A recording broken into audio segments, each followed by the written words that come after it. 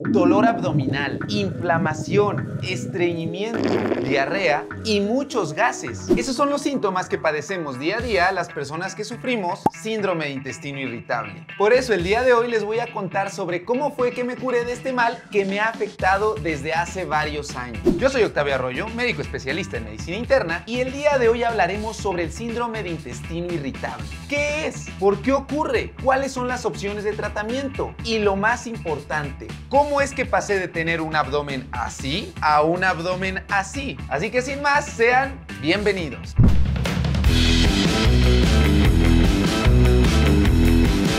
Antes de iniciar este video, amigos, no olviden suscribirse y activar las notificaciones. A ustedes no les cuesta absolutamente nada y a mí me ayudan a seguir pagando mi tratamiento para curar mi colitis. Y ya basta de estupideces. Por favor, suscríbanse. Pues no es cierto, pero sí suscriban. O sea, sí, pero ahorita les voy a contar porque no es tan caro curarse. Pero suscríbanse. De igual forma, síganme en todas mis redes sociales que van a aparecer por aquí. Comencemos por explicar qué es el síndrome de intestino irritable. Pues bien, es un trastorno gastrointestinal crónico caracterizado por dolor abdominal, alteración en el tránsito intestinal, además de distensión y gases. Comúnmente la gente lo conoce como colitis, colon irritable, intestino perezoso o colitis nerviosa. Sin embargo, ninguno de estos términos es correcto. Lo más adecuado es llamarle síndrome de intestino irritable. Y si luego anda bien irritable el intestino, por eso no lo hagan enojar porque se distienden. Les cuento que yo comencé con mis síntomas digestivos por allá del 2014. En ese entonces me encontraba en el primer año de la especialidad. Como les he contado, esos años yo viví con muchísimo estrés. No dormía cada tercer día, no comía adecuadamente, podían pasar hasta más de 12 horas sin que yo consumiera algún alimento, aunado a que vivía con mucho miedo, con ansiedad de poder regarla en algo pues del hospital o con algún paciente. Por ahí anda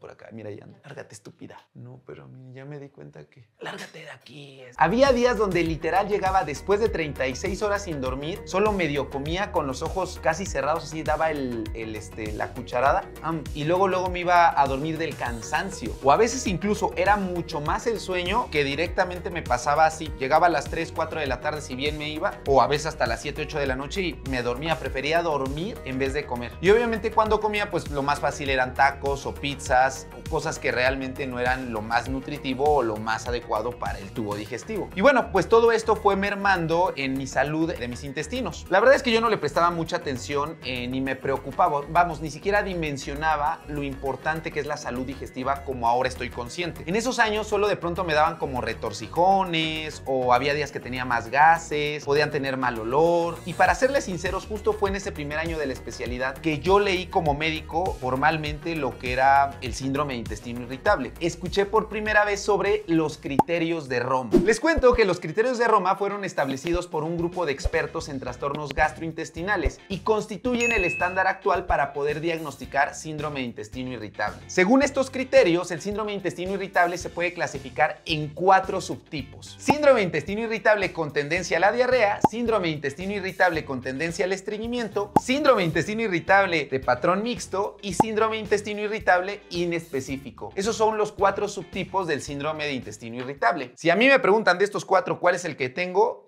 actualmente yo podía clasificarme en síndrome de intestino irritable mixto, porque hay veces que, como doña Leticia, a veces diarrea, a veces estreñimiento, a veces, no siempre. A veces, no siempre. Aunque al inicio era un poco más hacia el estreñimiento. Sin embargo, la cuestión de las evacuaciones no eran mi síntoma principal. Mi síntoma principal, lo que me llevó a buscar incluso ayuda, que ahorita vamos a hablar sobre eso, fue la distensión abdominal, el que yo estaba sumamente distendido. Aquí en pantalla podemos ver los criterios de Roma 4 y a un ladito podemos ver también otros criterios que se conocen como criterios de Meining, y ambos sirven para diagnosticar el síndrome de intestino irritable. Como nos damos cuenta, para poder establecer este diagnóstico en algún paciente, debe de tener dolor abdominal recurrente, y esto quiere decir que al menos una vez a la semana tenga el dolor por más de 3 meses o más durante los últimos 6 meses previo al diagnóstico, y este dolor abdominal asociado a otros 2 o más criterios de los que vimos en pantalla. 1. Dolor asociado a la defecación. 2. Cambios en la frecuencia de las evacuaciones. 3. Cambios en la apariencia de las heces, de la popó. Y bueno, para poder establecer el diagnóstico, como les digo, tiene que haber al menos 3 de estos síntomas. Estos, como como les digo, son los criterios de Roma, pero también existen los criterios de Meining, los cuales desde mi perspectiva como internista creo que son mucho más didácticos tanto para el paciente como para el médico. En este caso tiene que haber 3 de los siguientes criterios. Hay dolor que se alivia con la defecación. 2, que haya popó pastosa al inicio del dolor. 3, inicio del dolor asociado a un aumento de los movimientos intestinales. 4, distensión abdominal visible. 5, diarrea con moco. O 6, sensación de evacuación incompleta. Insisto, para estos criterios el paciente tiene que cumplir al menos 3 de los síntomas ya mencionados. Como les digo, yo al inicio no pensaba que tuviera síndrome de intestino irritable, ni siquiera pasaba el diagnóstico por mi cabeza, ya que yo no tenía alteraciones formales en las evacuaciones. Los años pasaron y los síntomas iban y venían. Sin embargo, ya para 2017, cuando estaba en el último año de la especialidad, me di cuenta que tenía, aparte de los síntomas intestinales, también tenía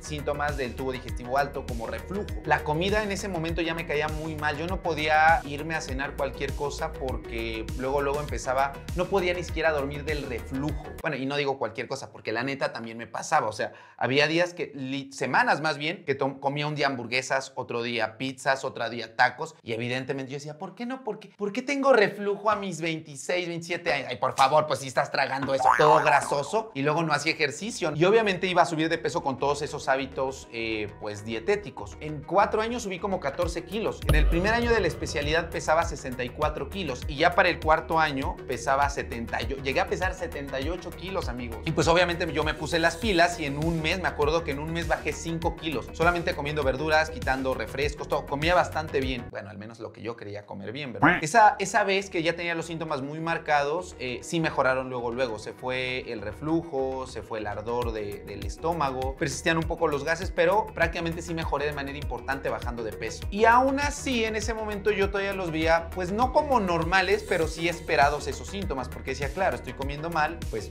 por eso aparecen. Pero el síndrome de intestino irritable, amigos, es mucho más frecuente de lo que ustedes creen. Les cuento que la prevalencia mundial del síndrome de intestino irritable es del 10 al 20% de la población mundial. Es el trastorno gastrointestinal más comúnmente diagnosticado. El síndrome de intestino irritable a menudo se manifiesta desde la infancia, aunque la prevalencia máxima parece ser en la edad adulta temprana, es decir, en los jóvenes. Yo me acuerdo que desde niño, amigo, ya les he contado que mi mamá me daba mi licuado y en las mañanas vomitaba luego, me echaba de mi pancita. Pero bueno, es que a veces uno no sabe, por eso hago estos videos. No para educarlos, sino para que comprendan y dimensionen todo lo que implica ciertas enfermedades. Las mujeres son las que se ven más afectadas en este síndrome en una proporción de 2 a 1 con respecto a los hombres. Y hasta la mitad de las personas afectadas van a buscar en algún momento de su vida atención médica. Pero bueno, continuando con mi historia. Yo seguí bajando de peso y como saben, incluso un par de meses, casi un año, estuve practicando el ayuno intermitente. Y eso me ayudó también a que los síntomas fueran aún menores. Pues claro, dejaba descansar el intestino, no comía por un periodo de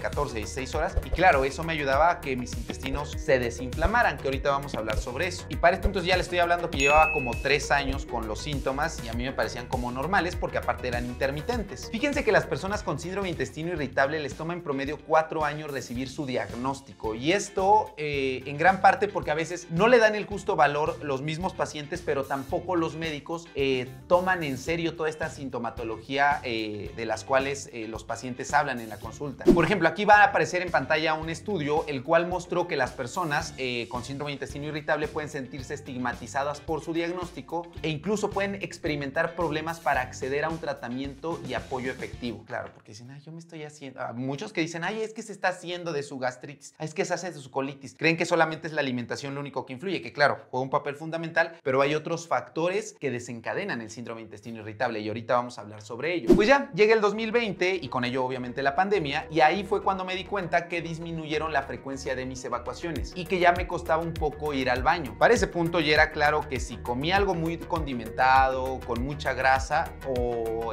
harinas, masa, luego me distendía, me inflamaba, comenzaba con gases. Y les digo, ya en ese punto, en el 2020, hace 2 años, ya eran los síntomas francos que con alimentos o con ciertas conductas que si luego comía y me iba a dormir, luego los síntomas aparecían. Porque ahorita estoy haciendo memoria y yo creo que alguna vez se los he contado que por allá de mi último año de la especialidad llegaba a comer hasta 2 tortas de tamal, amigo. Y de verdad me comía 2 tortas de tamal y luego me iba a dormir. Pues que todos esos hábitos son malos. O sea, yo iba creo que octavo cuatrimestre de la universidad. Tenía clase a las 7 y luego de ahí hasta las 11 de la mañana. Entonces acababa a las 8 de mi clase y de 8 a 11 no tenía nada que hacer. Pues me iba a comer y luego me iba a dormir y ya regresaba a las 11. Se me hizo una panzota tanto de tanta energía que comía con las tortas de tamal como de los síntomas intestinales. Y yo recuerdo que creo que eso fue de las primeras veces que sí me dolió en serio. Porque después de una semana de estar haciendo eso, yo sentía retorcijones. O sea, ya no me podía ir a dormir a gusto porque sentía los retorcijones de haberme tragado 2 tortas de tamal. Como ya hemos comentado, el diagnóstico de síndrome de intestino irritable toma mucho en cuenta las evacuaciones y la forma en las cuales estas se presentan. De hecho, toma como referencia la escala de Bristol. Pero, ¿qué es la escala de Bristol? Se trata de una tabla visual y descriptiva cuya eficacia ha sido demostrada clínicamente y que tiene como objetivo clasificar las heces, la popó, de acuerdo con 7 tipos, yendo desde el estreñimiento hasta la diarrea. Gracias a la escala de Bristol, los pacientes pueden definir de una manera mucho más adecuada y más acercada sus deposiciones de acuerdo con uno de los 7 tipos que ofrece esta escala. Como podemos ver aquí a un lado mío, el tipo 1 se trata de pedazos duros separados, es decir, como nueces o como caquita de borrego o de conejo. Y ahí estaríamos hablando de un estreñimiento franco. El tipo 2 tiene forma de salchicha, pero es grumosa, con fragmentos. Esto nos hablaría de un estreñimiento ligero. Tipo 3 tiene también forma de salchicha, pero con discretas grietas, y esto podría llegar a ser normal en algunos pacientes, es decir, no significar alteraciones. El tipo 4 es la evacuación ideal, que tiene forma de serpiente, es lisa y es blanda. El tipo 5 son ya trozos de masa pastosa, pero los bordes están bien definidos, y esto ya nos habla de una diarrea ligera. El tipo 6 son fragmentos también pastosos, pero aquí ya no están los bordes de las evacuaciones, ya no están delimitadas, y esto es una diarrea franca. Y el tipo 7 literal es agua, o sea,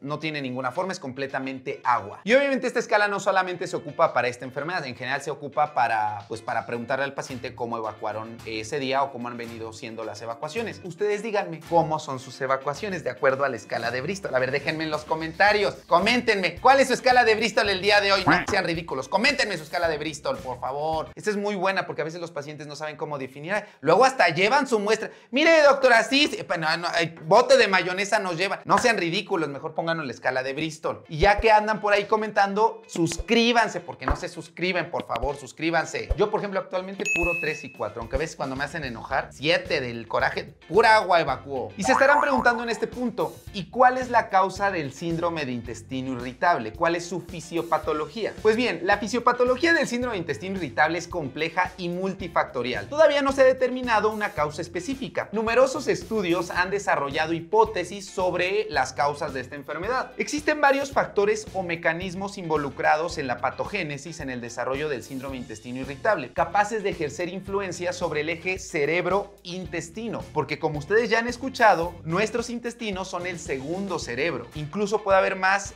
conexiones neuronales aquí que aquí. Y básicamente todos los puntos de los que vamos a hablar actúan sobre este eje. Y en términos muy sencillos, básicamente son 5 razones por las cuales se puede desarrollar este síndrome de intestino irritable. Un factor es el componente genético e inmunológico, que ya haya una predisposición. 2, que haya trastornos en la motilidad, es decir, cómo se mueven los intestinos. 3, la alimentación. 4, el microbioma intestinal o la flora intestinal. Y 5, los factores emocionales. La salud mental juega un papel fundamental en el desarrollo del síndrome de intestino irritable. Entonces, básicamente son estos 5 puntos los que influyen. No nada más es uno, es el conjunto de todos estos factores que terminan precipitando las manifestaciones del síndrome de intestino irritable. Y aquí me gustaría hablar de uno por uno de estos puntos concretamente. Hablando de lo genético, muchos pacientes con síndrome de intestino irritable refieren tener familiares con el mismo diagnóstico. En mi caso, yo les he contado que mi mamá también, desde que yo me acuerdo, siempre se quejó de la parte intestinal. Comía algo y luego tenía diarrea o gas. Yo lo recuerdo perfectamente desde que yo iba, no sé, en la secundaria. Hay muchas investigaciones, artículos que se han centrado en tratar de identificar posibles marcadores genéticos en este síndrome. Por ejemplo, se ha sugerido que existe un polimorfismo genético, es decir, una variación en el promotor de la región del gen SLC6A4, el cual codifica el transportador de la recaptación de serotonina. Y aquí hablamos en este punto de este neurotransmisor, del cual vamos a entrar a detalle más adelante. Entonces, como nos damos cuenta, puede haber incluso factores que predispongan a que no se procese correctamente esta sustancia, la serotonina. Otros estudios, por ejemplo, han identificado variantes patogénicas en ciertos genes, por ejemplo, los que codifican la sacarasa isomaltasa, el cual es un canal de sodio dependiente de voltaje, lo que sugiere que los síntomas de síndrome de intestino irritable en una pequeña porción de pacientes podrían estar relacionados con la intolerancia a los disacáridos, como lo son la lactasa o la maltasa o la sacarosa, que ahorita también vamos a hablar de ellos. A mí me ha tocado mucho que creen que la cuestión del síndrome de intestino irritable es ay, es que come mal, ay, es que está deprimido, está muy ansioso. No, hay un componente genético e inmunológico. Otro ejemplo es que los pacientes que sufren de síndrome de intestino irritable suelen tener aumento en varias células proinflamatorias como los mastocitos o los linfocitos, así como un aumento de ciertas citocinas inflamatorias como el factor de necrosis tumoral, la interleucina 6 o el factor de inducción linfocitario. La inflamación provocada por todos estos factores causa un aumento de la permeabilidad de la barrera intestinal y esto va a hacer que haya pérdida de fluido intersticial hacia la luz, lo que podría explicar la diarrea en muchos de estos pacientes o incluso también el estreñimiento podría normalizarse. Esto, insisto, en lo genético e inmunológico, lo cual pues no podemos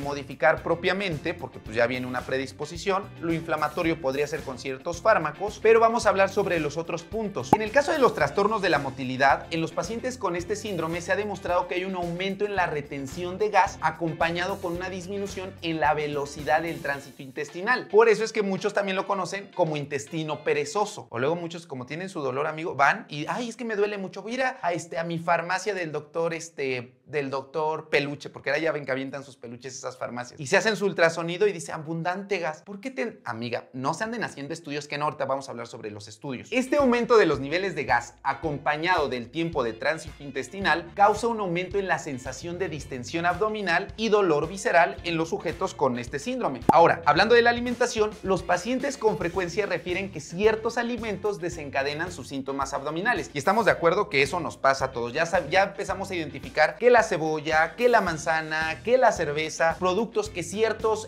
los ultraprocesados nos caen mal. De ahí que algunos pacientes hayan reportado beneficio cuando reducen la cantidad de ciertos tipos de azúcares. Ahí radica la dieta baja en FODMAPs, de las cuales vamos a hablar más adelante. Ahora, hablando del microbioma y la disbiosis, que es obviamente esta alteración entre las bacterias buenas y malas de nuestro intestino, al haber una disminución de este tipo de bacterias o un desequilibrio, pues es más fácil que se pueda desarrollar este síndrome de intestino irritable. En estos pacientes, la disbiosis gastrointestinal se ha asociado con un aumento de la percepción visceral del dolor, es decir, pueden llegar a tener más dolor del habitual simplemente por este desequilibrio. De igual forma, hay mayor permeabilidad de la mucosa provocada por los defectos de la barrera epitelial, es decir, prácticamente el intestino está cubierto de vellosidades y ahí están las bacterias. Cuando estas bacterias pierden su equilibrio, pues también propicia a que este epitelio por dentro, pum, se barra. Hay como pelitos, pum, se termina barriendo. Sigan utilizando sus antibióticos, tomando y tomando antibióticos sin prescripción médica para que les barra su flora intestinal, como diría. Así dicen, es que me barrió mi flora intestinal. Pues es claro,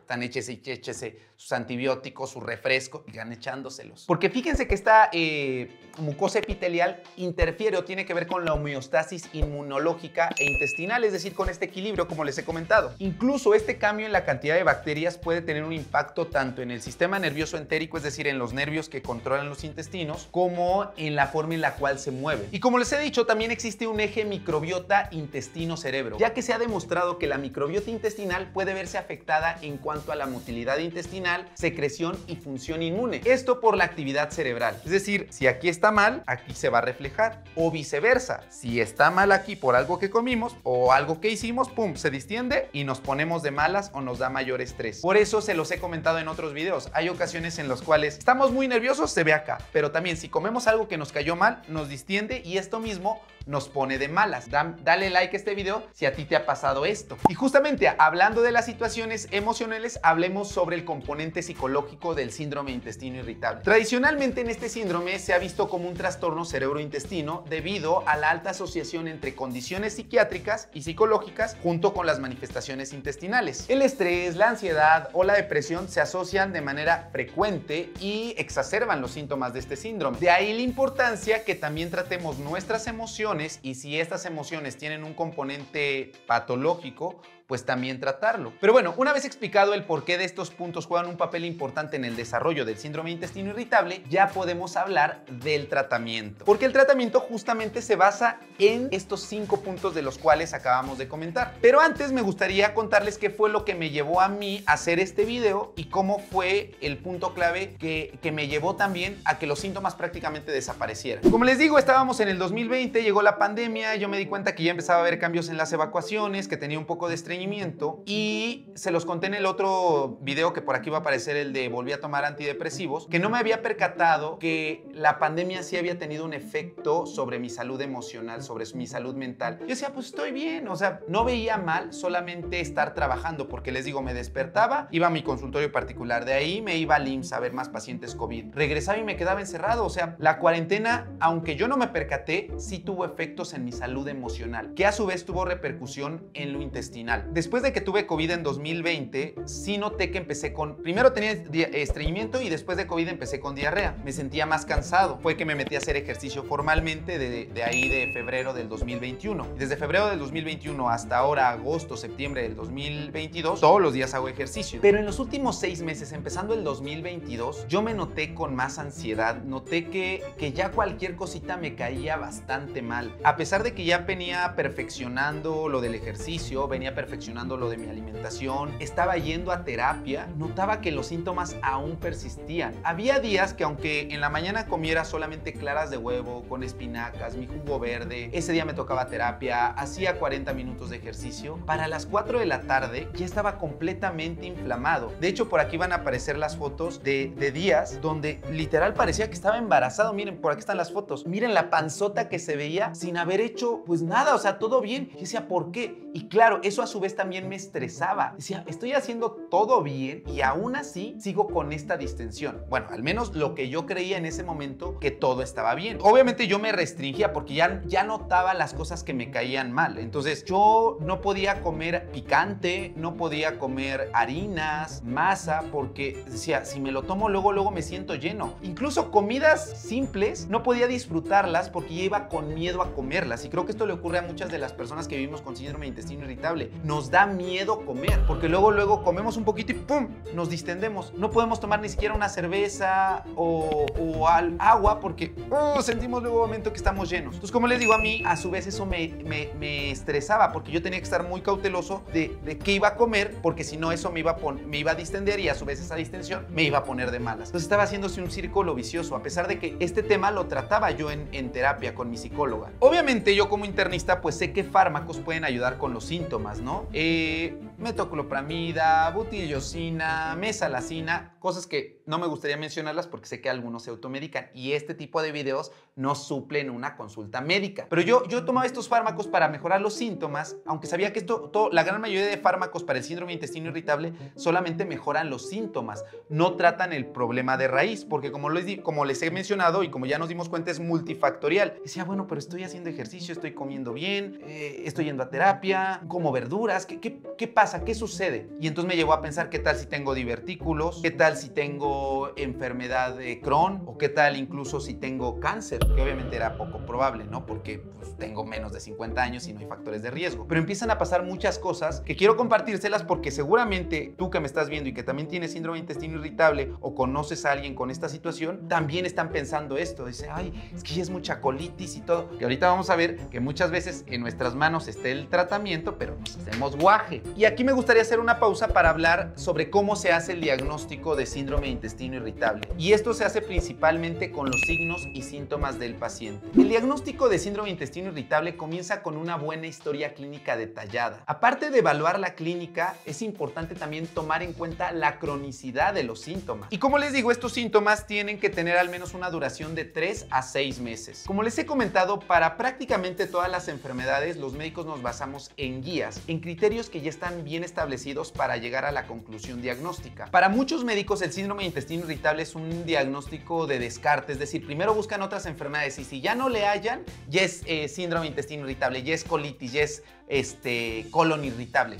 Que insisto, esos no son los términos correctos, pero las guías son bien claras. El diagnóstico de síndrome de intestino irritable no es por descarte. No necesitamos tampoco ningún estudio, no necesitamos una colonoscopía, no necesitamos estudios de sangre. Simplemente con hacer un buen interrogatorio es suficiente. Y a mí me pareció muy sorprendente cuando estaba leyendo para hacer este guión, para poner puntos claves en este video, que todas las guías, incluyendo las canadienses, las británicas, las de Estados Unidos, todas concluyen al inicio en algo fundamental, que debe de haber una adecuada empatía entre el médico y el paciente por varios puntos, porque el médico tiene primero que escuchar al paciente qué es lo que siente, a qué hora tiene los síntomas, cómo se le quita, con qué alimentos. Prácticamente es un punto clave que el médico escucha a detalle al paciente, no solamente para que se desahogue y obviamente eso ayude a la parte del estrés, sino para explicarle que es una enfermedad que no se va a curar, pero que sí se puede controlar o incluso remitir, es decir, dormir, y que le deje claro y que lo deje tranquilo en que esto no es ni cáncer, ni que va a evolucionar a una enfermedad peor y que no necesita tantos estudios. Porque les cuento que como médico hay muchos pacientes que me han llegado que van con uno y con otro y con otro y con otro médico que dicen, doctor, es que no se me quita. Pues es que claro, no se le quita porque todo ha sido solamente en relación a fármacos, solamente les dan pastillas. Y como les digo, este es solamente un punto mínimo del tratamiento. Ahorita vamos a hablar sobre cuáles son los otros puntos claves para poder quitar estos síntomas. De ahí que yo cuando empecé también a ver congresos y pláticas sobre expertos en este tema, me llamaba la atención que todos eran médicos que decían, es que la consulta de un síndrome de intestino irritable mínimo debe durar 1 a 2 horas. Y muchos médicos, tanto en instituciones públicas como el IMSS o Secretaría de Salud, sabemos que las consultas son de 15 minutos. Y es, sí, tome su butirriosina, su metoclopramida, su laxante. Pues no, o sea, no tratan la raíz del problema o la parte multifactorial. Y esto también ocurre en la parte privada. Y aquí justamente quiero contarles lo que me pasó después de que yo ya empecé a estar más desesperado en este último año. Por ahí de febrero, marzo, yo dije, a ver, soy internista, pero no soy gastroenterólogo. Por lo tanto, no soy el máximo experto. Incluso por arriba de un gastroenterólogo, que es el médico que idealmente debería tratar el síndrome de intestino irritable, hay un subespecialista en trastornos intestinales. Para ser gastroenterólogo, porque esto qué bueno que me acordé, lo quiero mencionar. Muchas veces, y no es la culpa de los pacientes que no tienen nada que ver con medicina, dicen, voy a buscar un gastroenterólogo. Y hay muchos médicos cirujanos que se ponen gastroenterólogos. Y sí, son cirujanos gastroenterólogos porque operan el tubo digestivo, pero no son internistas con la subespecialidad de gastroenterología. Y esto es importante que lo sepan. Cuando ustedes vayan a buscar un gastroenterólogo, fíjense que sea médico gastroenterólogo, no un cirujano gastroenterólogo, porque si bien el cirujano puede llegar a tener conocimientos sobre síndrome de intestino irritable, no es el más experto en este tema como lo puede hacer un gastroenterólogo. Entonces, sí chequen que sea internista y que sea gastroenterólogo el médico que los va a atender, o que mínimo haya hecho 2 años de medicina interna y después gastroenterología. Porque si no, estos gastroenterólogos, cirujanos, no digo que todos, pero pasa, porque también pasa con los neurocirujanos. He tenido un buen de pacientes que neurocirujanos, es decir, cirujanos que operan el cerebro, tratan epilepsias con fármacos. Y digo, no es que no sepan, pero lo mejor es que los vea un neurólogo, un médico que hizo interna y después neurología. Pero bueno, basándome en que yo sí tengo todos esos conocimientos, dije, a ver, yo soy internista, no soy el máximo experto. ¿Qué tal si necesito otros estudios? ¿Qué tal si tengo alguna otra cosa? Mejor voy a ir con un gastro. Yo obviamente, como médico, sé cuáles son los criterios para buscar un buen médico. Y a lo mejor aquí esto que voy a decir, miren, no lo tomen en serio. Estos solamente son mis criterios. Dije, tiene que ser un médico joven para que tenga la disposición de escucharme. 2, tiene que ser egresado de un buen hospital que forme buenos gastroenterólogos. 3, tiene que ser un médico que yo note empático. Por eso es que también, aparte de buscarlo por internet en sitios oficiales, me metí a sus redes sociales para ir viendo los gastros. 4, idealmente debe ser experto en tubo digestivo, en intestinos, que obviamente todo gastro tiene que ser especialista en tubo digestivo, pero hay algunos gastros que son subespecialistas en hígado. Yo, conociendo todos estos para que me dieran una buena atención y un buen diagnóstico, un tratamiento, dije, voy a ir, lo voy a buscar, y así fue que lo encontré. Yo veo a este doctor, que no voy a decir su nombre, de un hospital muy famoso y busco en Instagram para ver si tiene Instagram, y si tenía Instagram. Amigos, me seguía en las redes sociales, me seguía ahí en Instagram. Dije, este muchachito, poquitos seguidores, pero es de buen hospital, hace ejercicio, vi que le gustaba hacer endoscopías y dije, este debe ser bueno, se ve joven, dije, voy a ir. Entonces ya llego, yo a la consulta obviamente no dije nada, llegué con mi cubrebocas, yo marqué un miércoles, ese mismo miércoles en la tarde me dijeron, puede venir. Qué bueno. 6 de la tarde, llego, me siento, yo con mi cubrebocas, entro, y desde que entré, el médico estaba viendo hacia abajo. Lo noté cansado, pero dije, tú estabas escribiendo, hola, buenas tardes. Uy, amigo, me parece que tienes 30 y tantos años, porque no pasa de los 40. Buenas tardes. Y yo, bueno, me senté, buenas tardes. ¿Por qué viene? Y yo, muy hostil, tampoco grosero, pero hostil. Y dije, amigo, pues para eso vengo a de los hospitales más caros, para que me traten así. Porque así es, amigos. Por eso me caen gordos a veces muchos médicos, porque mucho posgrado y mucho... pero bueno, a lo mejor está cansado, yo dije. Entonces me empieza a interrogar y me dice, ¿por qué viene? Me preguntó simplemente por mis síntomas. Amigos, no habían pasado ni 15 minutos, 10, 15 minutos y ya me estaba haciendo la receta. Yo cuando voy a alguna consulta no me gusta decir que soy médico, no me gusta decir a qué me dedico. Y obviamente él no se había dado cuenta, a pesar de que me seguía en las redes sociales, no se había dado cuenta quién era. Pues dije, no voy a decir absolutamente nada. Nada más estaba analizando. Pero es importante que sepamos aquí un punto. Independientemente de la enfermedad, pero más si es una cuestión digestiva y con tantos factores que influyen en el desarrollo de esta enfermedad, es importante preguntarle al paciente a qué hora se despierta, a qué hora desayuna, qué desayunó, a qué hora entra al trabajo, a qué hora come, qué come, cómo come, con qué lo acompaña, a qué hora sale del trabajo, cuántas horas trabaja, cómo es el estrés laboral, tiene o no tiene estrés laboral, hace algún tipo de ejercicio antes o después de su jornada laboral o de sus estudios, a qué hora se duerme, puede dormir correctamente, le cuesta trabajo conciliar el sueño, se despierta en las noches, cómo hace del baño. Todas esas preguntas se hacen básicas, o sea, yo las hago para esta enfermedad, las hago para la diabetes, las hago prácticamente para todas las enfermedades. Entender cómo es el contexto en su día a día de un paciente. Claro, en el IMSS, en Secretaría de Salud, en hospitales públicos, esto no se puede hacer, pero si tú vas a pagar por tu consulta, creo que es lo mínimo que puedes hacer, o sea, una consulta de 1 o 2 horas. Al menos yo siempre lo vi eso desde que estaba haciendo la especialidad. Pero este doctor no lo hizo, insisto, no creo que lo haya hecho en mala onda, pero dije, bueno, pues ni modo. Entonces ya está haciéndome la receta y yo, dándole como el beneficio de la duda, le empiezo a hablar con ciertos términos médicos. Dije, fíjese doctor que también tengo dispepsia en ocasiones, puedo llegar a tener un poco de reflujo gastroesofágico. Entonces cuando empezó a escuchar esos términos dijo, este es médico. Y así hay muchos médicos, que entre médicos o personal de salud, sí ya cambia su actitud y ya. Entonces empieza a decir, voltea y ya me ve y entonces dijo, ¿usted es médico? Y le dije, sí, porque ni me había preguntado a qué me dedicaba. Entonces le dije, sí, soy internista. Y es que ya he probado algunos fármacos. Entonces ya ahí me empezó a revisar.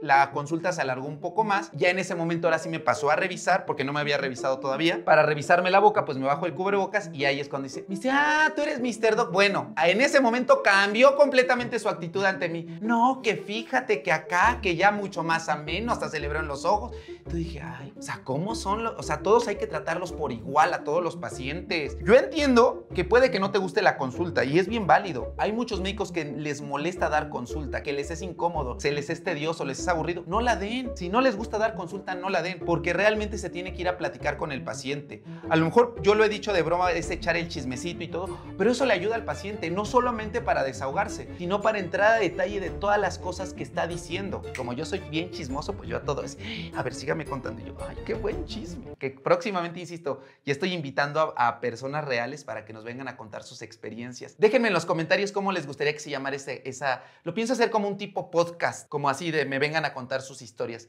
Medicazos, casos de la vida real. Pero ustedes cuéntenme, déjenme en los comentarios cómo les gustaría que se llamara esa sección. Pero bueno, termina, ni siquiera me cobró la consulta. No, ¿cómo crees? Ya me dio la receta con un buen de medicamentos, que probióticos, que antibióticos, que para la flora intestinal. Pero siguió sin regresar a preguntarme mi conducta, qué hora hacía ejercicio, cuánto hacía de ejercicio, nada. Dije, ok, la voy a comprar. Muchos de estos fármacos no los he ocupado. Yo sabía que eran en gran parte para los síntomas. Dije, ok, amigos, 7,000 pesos en la receta. Dije, no me importa, me voy a quedar sin comer 3 meses, pero 7,000, porque ya era muy grande, o sea, y no van a dejar mentir aquí mis amigos de Ocuna. En las noches, ahorita porque estamos de mañana, yo estoy planito, pero en las noches, ¡pum!, se me hacía así la panzota, así, hasta los botones se me desabrochaban. Amigos, 2, 3 días medio mejoró discretamente. Al paso de una semana que empecé a tomarme un medicamento que me dijo, después de esto te tomas me sentí peor, me inflamé muchísimo más, o sea, eran peores los síntomas. Había días que aunque no quisiera tenía que hacer ayuno intermitente porque venía así comiendo todo bien, comía pescado completamente distendido, y no por el pescado, sino porque sigo sin entender qué fue lo que pasó. O sea, estaba muy distendido y había días que mi último alimento lo tenía que hacer hasta las 5 de la tarde y comía hasta el día siguiente a las 10 de la mañana. O sea, tenía que ser un ayuno intermitente casi obligado, porque yo me seguía sintiendo muy lleno al día siguiente y decía, no puede ser, ya no puedo, ya no sé qué hacer, amigo. Y eso me llevó a que un día estaba tan desesperado, amigos, que dije, ya no me importa, yo de todos modos, coma lo que sea, me voy a sentir mal. Un día, amigos, me compré una bolsa de totis, así de los que estaba más distendido, empecé a comer, me tranquilicé. hasta empecé a repetir con los totis, amigos, o sea, ahí fue donde dije, es que esto es una cuestión emocional, claramente. Yo ya lo sabía en el fondo, pero dije, esto es una cuestión emocional. Y eso también me llevó a entender muchas personas qué es lo que les lleva a decir, No, doctor, yo cuando tomo coca hasta me siento mejor que cuando tomo agua. claro, o sea, es que hay que entender a los pacientes por qué ocurre esto. Yo, bueno, dije, aquí falta algo, ya me dieron. Yo ya estoy comiendo adecuadamente, estoy haciendo ejercicio, estoy yendo a terapia, como verduras, ya hasta me desparasité para lo de la flora intestinal. Falta un fármaco por acá, que ahorita vamos a hablar sobre el tratamiento. Y aquí también quiero dejar algo claro, solicitar estudios de laboratorio de rutina, radiografías, colonoscopías, no tiene ningún respaldo científico, a excepción de que el médico quiera descartar alguna otra enfermedad o el paciente tenga algún dato de alarma. Pero ahora sí, amigos, explicando todo esto, mi experiencia, todos los síntomas, cómo me sentía, cómo estaba, que ustedes sentían en el componente del síndrome de intestino irritable, pasemos al tratamiento. Pero no olviden antes suscribirse, por favor, suscríbanse y activen las notificaciones. Suscríbanse, si no, no voy a hablar. A ver, espero que se suscriban. Suscríbanse, si no, no les voy a hablar del cómo fue que me curé. Suscríbanse. El tratamiento del síndrome de intestino irritable requiere un enfoque multidisciplinario debido a su heterogénesis. En primer lugar, se debe identificar el subtipo de síndrome de intestino irritable y la gravedad de los síntomas que presenta el paciente para así determinar el mejor tratamiento. El paciente tiene que estar tranquilo sobre el curso benigno de esta enfermedad. Como ya les dije, muchas veces les da miedo que se trate de cáncer o que se trate de una enfermedad incurable o que de plano nunca ven a desaparecer los síntomas. El médico tiene que tener la formación y brindarle la confianza para dejarlo tranquilo. De igual forma, es sumamente importante explicarle todas las causas, como ahorita lo estoy haciendo, para que el paciente entienda que no nada más se trata de una medicina, sino son varios puntos los que hay que tratar para mejorar todos los síntomas y poder remitir el síndrome de intestino irritable. A grandes rasgos, amigos, hay 5 puntos claves para poder tratar el síndrome de intestino irritable. 1.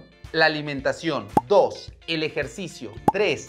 La salud emocional, que va muy de la mano con el sueño. 4. Mejorar el microbioma intestinal o la flora intestinal. Y 5. Los fármacos. Estos son los 5 pilares para el tratamiento y para que el paciente pueda remitir los síntomas y signos del síndrome de intestino irritable. Obviamente el tratamiento farmacológico para mí es el más sencillo como médico porque solamente se trata de escribir una receta los fármacos para quitar los síntomas. Lo más importante tiene que ver con estos 4: alimentación, ejercicio, salud emocional y microbioma intestinal. Y a su vez, para lograr estos 4 tiene que ver con la disciplina, amigos, disciplina. Y ahorita vamos a ver cómo se consigue esa disciplina. Vamos punto por punto. Primero, la alimentación. ¿Qué alimentos son los necesarios para mejorar el síndrome de intestino irritable? Inicialmente se recomienda realizar cambios en la dieta de todo paciente con esta enfermedad. Uno tiene que ir viendo qué alimentos son los que los distiende, los que nos provocan diarrea, los que te hacen estar más gaseoso. Y existe un grupo de alimentos que pueden propiciar todos estos síntomas y son los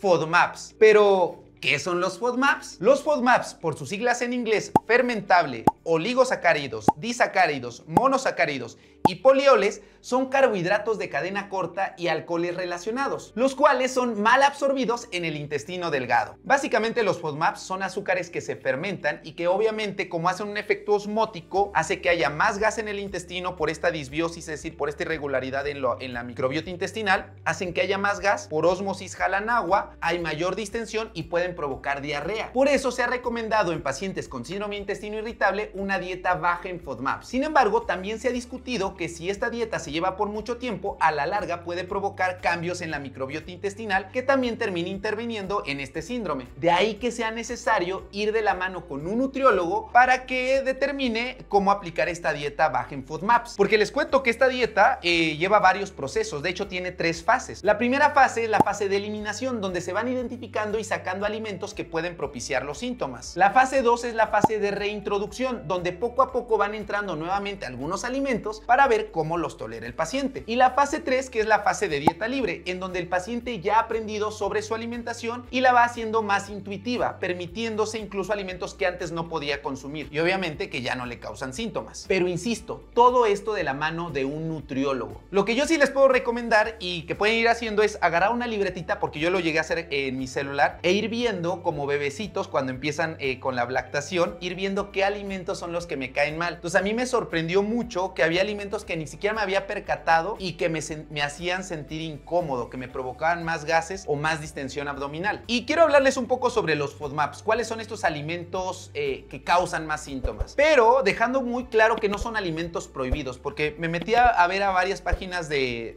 síndrome de intestino irritable para pacientes y me di cuenta que en muchas de estas páginas los ponían como alimentos prohibidos. A ver, no hay alimentos ni buenos ni malos ni alimentos prohibidos, porque incluso aunque ya haya una lista de alimentos que están bien identificados que puedan causar distensión, depende de cada paciente. Yo les puedo decir que, por ejemplo, a mí el brócoli no me distiende. Entonces hay personas a las cuales sí. También he escuchado que hay personas que las manzanas dicen, yo me puedo comer. Yo me di cuenta que las manzanas que me gustan tanto, tiene años que no como una manzana, porque ¡fum!, me distiende. De hecho, me gustaría probarla para ver si me sigue pasando lo mismo. Entonces, depende de cada uno de los pacientes. Si bien hay una lista, no hay alimentos ni prohibidos ni aceptables. Se tiene que ir de la mano con el nutriólogo y uno como paciente ir viendo. A ver, los FODMAPs se encuentran fundamentalmente en los siguientes alimentos y vamos a ir letra por letra. Por ejemplo, en cuanto a la F, que aquí los vamos a poner como fructooligosacáridos o fructanos, vamos a poner cuáles son los ejemplos. En estos fructanos tenemos al trigo, al centeno, a las cebollas, a los ajos. Un día me estaba echando un hot dog con cebolla, bueno, que también era la salchicha, ¿no? Y el pan. Pero me comí solita,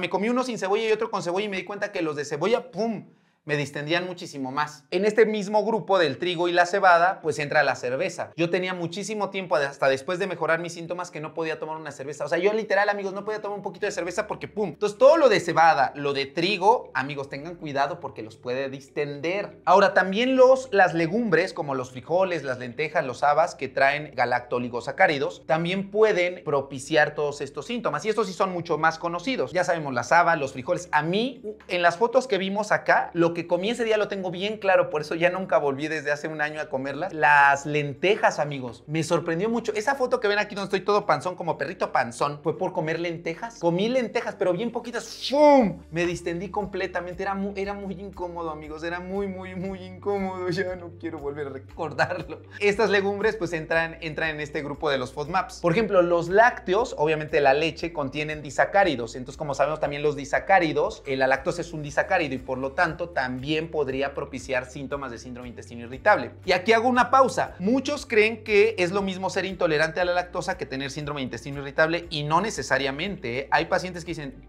doctor, yo puedo tomar leche y no pasa nada, o sea, no me siento mal. Claro, el problema es cuando la comen con edulcorantes, con azúcares, cuando son de estos yogurts, ya saben, con frutas y que naturales. Claro, pues por todos los ultraprocesados, eso sí puede causar los síntomas. Una persona con síndrome de intestino irritable no necesariamente tendría que dejar la leche. El grueso de la población, y yo me incluyo en este grueso, no toleramos la leche. Yo desde niño nunca toleré la leche y mi mamá nunca se dio cuenta, mamá, por favor. ¿Por qué no te diste cuenta que yo era intolerante a la lactosa? Hasta les vomitaba el licuado en las mañanas. No, es que me quedo pensando, amigos. ¿Saben por qué? Porque en fechas recientes me enteré que yo no tuve lactancia materna exclusiva hasta los 6 meses. Nada más me dieron lactancia materna 2 meses. Y está asociado la poca lactancia materna, el periodos cortos, con que se desarrollen síndromes intestinales. Por eso denle lactancia exclusiva al niño hasta los 6 meses. A mí nada más me dieron 2 o 3 meses. Por eso a lo mejor, miren, y está muy asociado también con alergias. Por eso, lactancia exclusiva.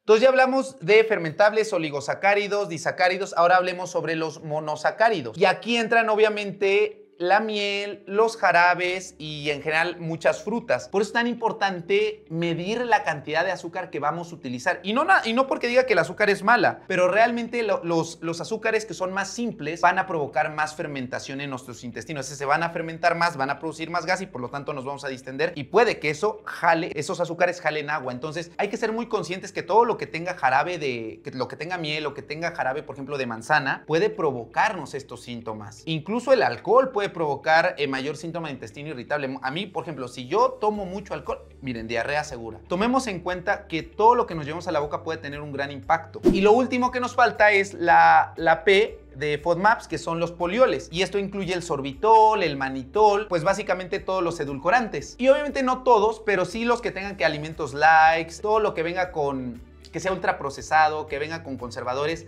no nos va a ayudar. De verdad, esto tiene que ver también con la microbiota intestinal. Tenemos que ser muy prudentes, como les dije hace un momento, con todo lo que nos llevamos a la boca, porque todo va a tener una repercusión. No para verlo con miedo, o sea, porque insisto, no hay alimentos ni buenos ni malos, pero sí hacernos muy conscientes que la mejor medicina siempre va a ser la alimentación. ¿No sabes qué comer? Acude con el nutriólogo. Sin embargo, aquí quiero dejar bien claro y siendo muy puntual. Si a mí me dicen, oye, tengo síndrome de intestino irritable, ¿qué alimentos o qué productos tú me recomendarías evitar? Definitivamente refrescos, así sean light, cero, ningún tipo de refresco. 2, ninguna bebida azucarada, ninguna. Oye, pero ¿qué es agüita de limón con este edulcorante? Agua simple. Oye, que unas galletitas, que pizza. Digo, no es que no se los puedan comer, pero si estás con los síntomas y no estás yendo todavía con el nutriólogo y te sientes muy mal, definitivamente no. Porque yo recuerdo a mi mamá que sí iba a una fiesta y comía misiotes y ay, me duele mi estómago. Pues claro, ayer comiste mole, mamá, ¿cómo no querías que te doliera y que te sintieras mal?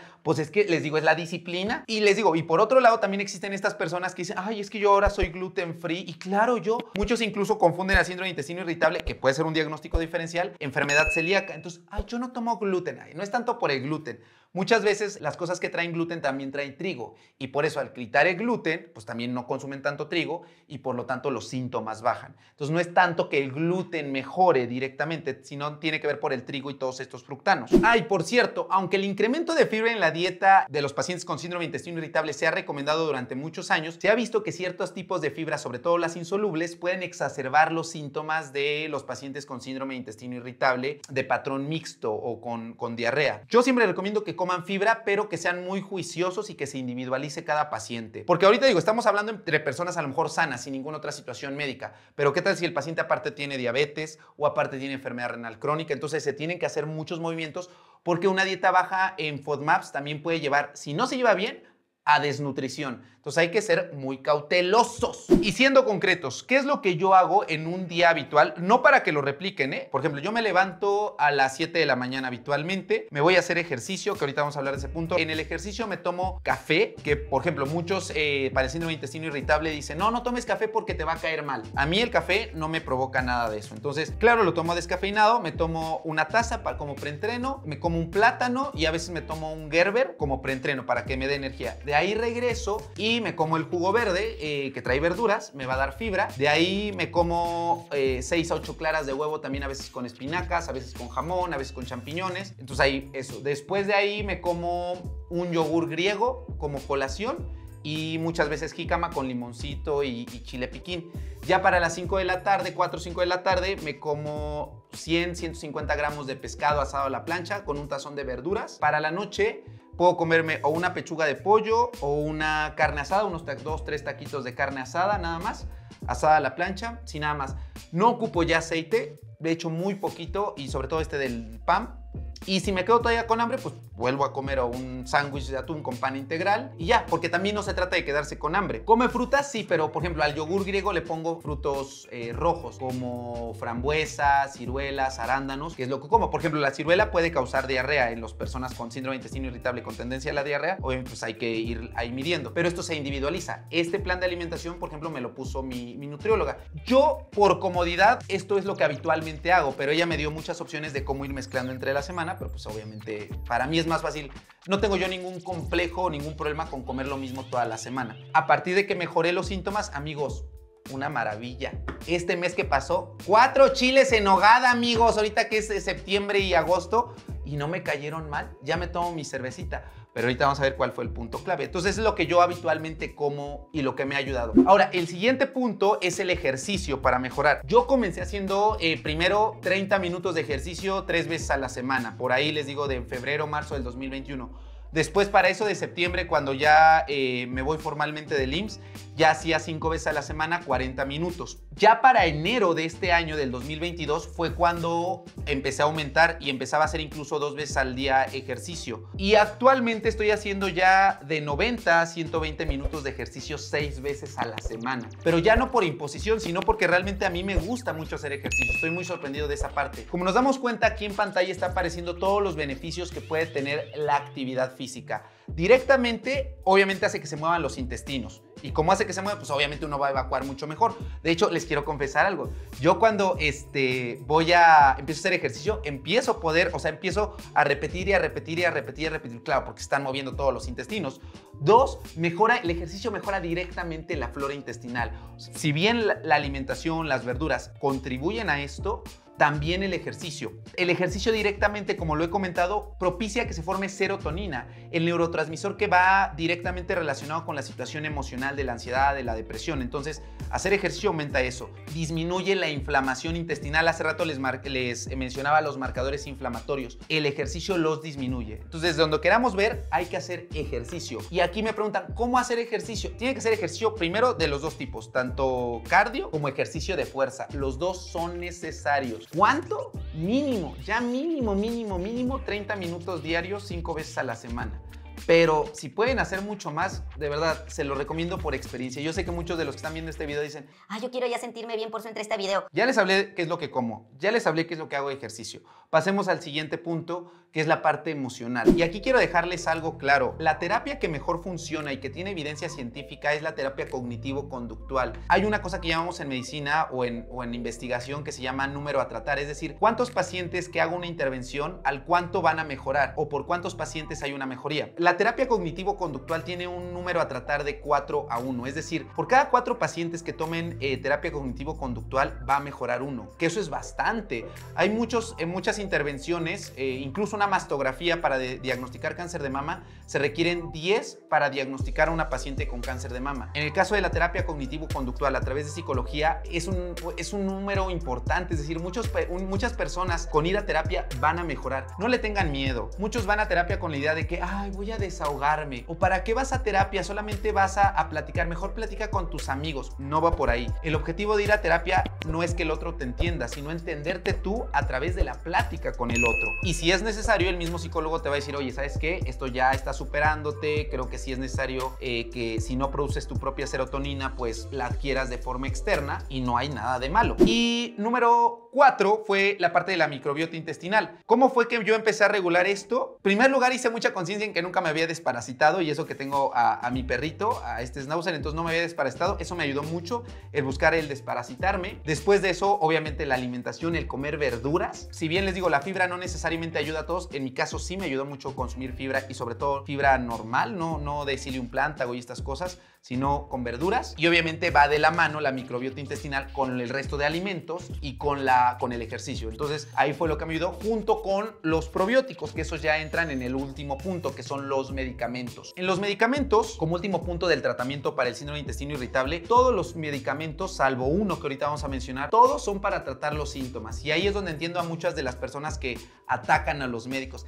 Es que los médicos alópatas no tratan la raíz del problema, solo dan medicamentos, solo dan pastillas. Y realmente tienen razón. O sea, muchos médicos solamente dan, que la butilliosina porque me siento muy inflamado. Que no evacuó, que la metoclopramida. Que le voy a dar su laxante. Que ahora ya se me pasó de diarrea, ahora le voy a dar su loperamida. Yo aquí no les voy a dar dosis de medicamentos, no voy a hablar sobre, porque aquí no es consulta médica. El tratamiento se tiene que individualizar y se tiene que hacer de la mano con un médico. Claro, los medicamentos para los síntomas sí ayudan, sí aminoran, pero no son la base del tratamiento. Tienen que mejorar lo otro, la alimentación, el ejercicio, la terapia cognitivo-conductual para manejar las emociones y también el sueño, porque si la persona no está durmiendo de manera correcta, esto va a ser también difícil. Personas que se desvelan tienen mayor riesgo de tener también disbiosis, es decir, este desequilibrio en la flora intestinal. Sin embargo, hay un grupo de fármacos que pueden ayudar a que todos los nervios que están alrededor de los intestinos, porque ya dijimos que hay muchísimas conexiones neuronales, puedan estar más relajados. Y esos nervios, al estar relajados, pues ya no están así tan tensos y pueden ayudar a todos los demás síntomas. Y esos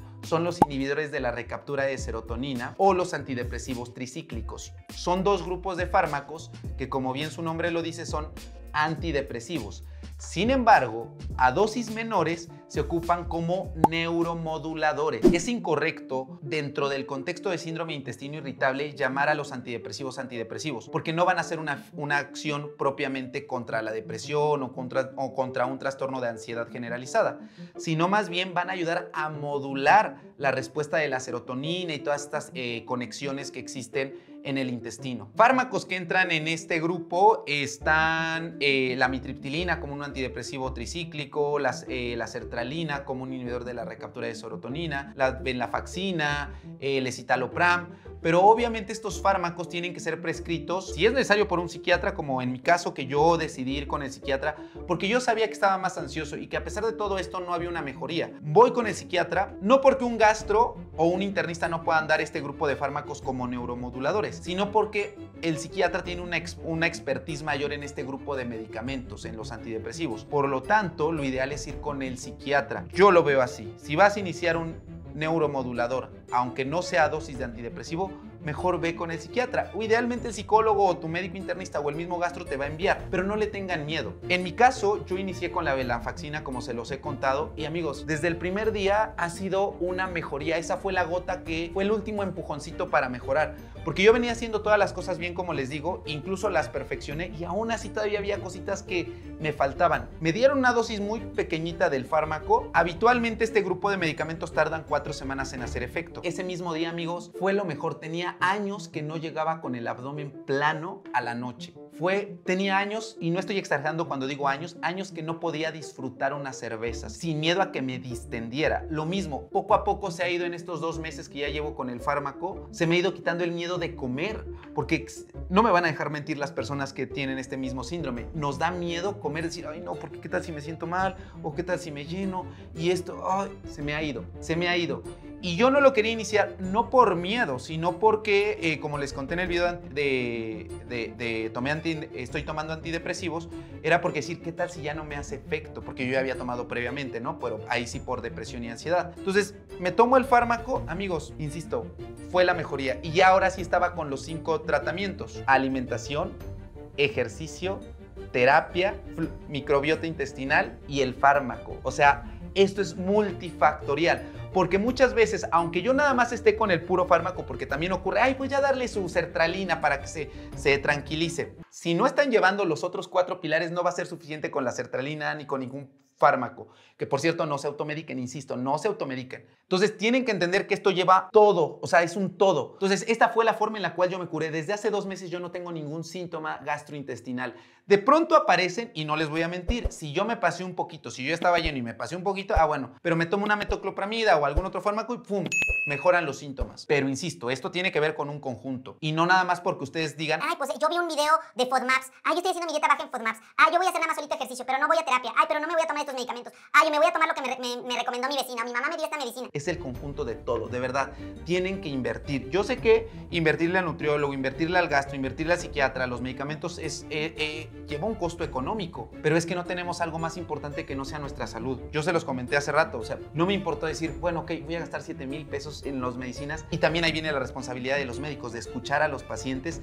y decir, oye, de verdad, pregúntale dónde está fallando, dónde está cojeando, porque a veces queremos todo con pastillitas solucionarlo y no va por ahí. Amigos, estas fueron las estrategias con las cuales yo mejoré. Los quiero invitar de verdad a tomar mucha conciencia que, al igual que el síndrome de intestino irritable, prácticamente todas las enfermedades, diabetes, obesidad, hipertensión, no solamente es con una pastilla o no nada más es un medicamento, es el conjunto de varias acciones para poder mejorar. Se tiene que llevar un equilibrio en la vida. El síndrome de intestino irritable no se cura como tal, se puede remitir como en mi caso y de pronto por ahí haber un poco de síntomas que aparezcan e identificar qué es lo que está ocurriendo, por qué medio a lo mejor comí un poco más, no estoy durmiendo bien, estoy más estresado, no me tomé la medicina que me correspondía.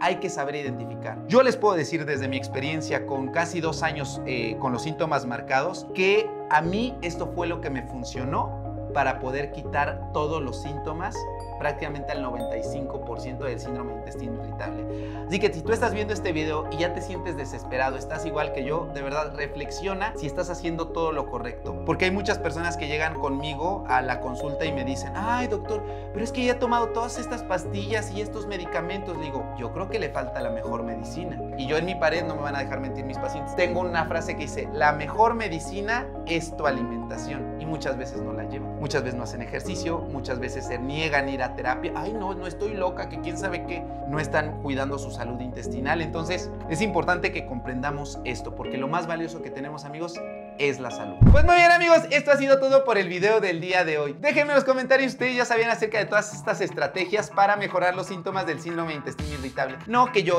que los probióticos, que esta medicina, que quién sabe qué. Déjenme en los comentarios. De igual forma, compartan este video en todas sus redes sociales, en Facebook, en WhatsApp. Mira mamá que tú tienes que la colitis nerviosa, que el colon redundante, que el intestino perezoso. Compártenselo para que les caiga la pedrada y vean que no están haciendo las cosas correctas. Se toman sus 2 litros de refresco. Ay, ¿por qué tendré diarrea? Y pum, su atole. ¿Por qué me paralizaré? Por favor, denle like a este video. Síganme en todas mis redes sociales, sigan a mis amigos de Ucrania, pero sobre todo síganme a mí en Instagram. Porque al término de este video por Mr. Doctor Oficial, que es mi Instagram, estaremos haciendo un live con otro médico, con un gastro, para hablar sobre sus dudas sobre síndrome de intestino irritable. Así que ya saben, nos vemos hoy en punto de las 9:30 de la noche, yo creo, 9:30, para platicar. Mr. Doctor Oficial. Suscríbanse y activen las notificaciones, por favor, amigos, suscríbanse. Y lo más importante, utilicen cubrebocas, lávense constantemente las manos, guarden su sana distancia, ventilen los lugares y vacúnense cuando les corresponda. ¡Adiós!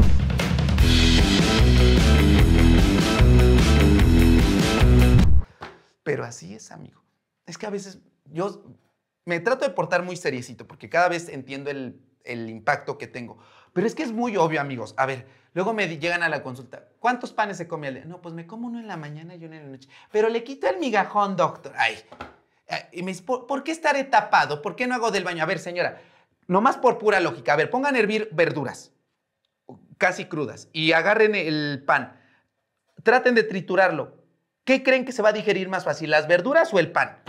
Y no es que el pan sea malo, pero ya vimos que tiene, son carbohidratos que podrían no ayudarnos para los síntomas. Entonces, es por pura lógica. O luego me dicen, ay, es que, ¿por qué me siento mal? Y están, come y come su refresco. Pues es que todos esos azúcares y más los ultraprocesados dañan su flora intestinal, amigos. Comprendan. Y luego no se mueven. Es que no hago del baño, están todo el día sentados. Hay que movernos cada 3 horas, amigos, por favor. ¿Cómo quiero hacerlos entender? De verdad, no hay mejor medicina que la disciplina, los hábitos. Y si te cuesta trabajo, ve a terapia cognitivo-conductual. Eso te va a ayudar mucho. Pero de todos modos, nos vemos ahorita acabando este video en Instagram para todas sus... porque van a preguntar, ¿y los probióticos? ¿Quieren saber sobre eso? Nos vemos en mi Instagram. Ahí les voy a resolver todas sus dudas de eso, de los probióticos, con evidencia científica. Y por cierto, si quieren algún video en específico, porque este tema es bien largo, ya vieron cuánto duró el video, me dicen para que lo hagamos de síndrome de intestino irritable, pero un tema chiquito para que así le haga los videos.